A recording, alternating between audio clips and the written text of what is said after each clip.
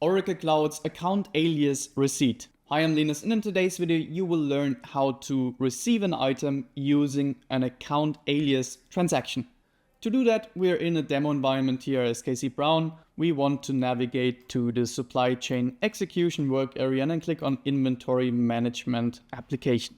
So the plan now is to receive to our second child organization a quantity of 50.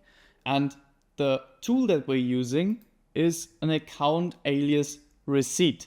Actually, it's a miscellaneous transaction, but it's called an account alias. And I show you why by selecting first the miscellaneous receipt, and you see this opens the account field. So performing a normal miscellaneous receipt, you have to select the account. The problem is there's a lot of account to choose from, and people may not be always concentrated or be a little bit flat-fingered.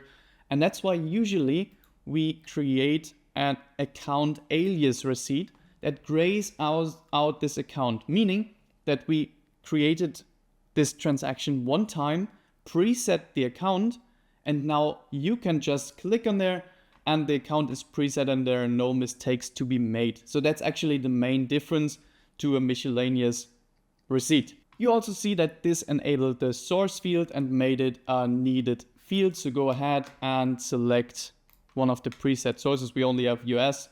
Click on OK and select current item cost as yes. And then you can proceed as usual by adding your line, typing in the item that you want to receive, having a sub inventory where it's supposed to go. Let's put this in inspection, for example. Quantity will be 50. You could give a reason. And now we go ahead and submit. And there was no way that we could have made a mistake by putting in a wrong account.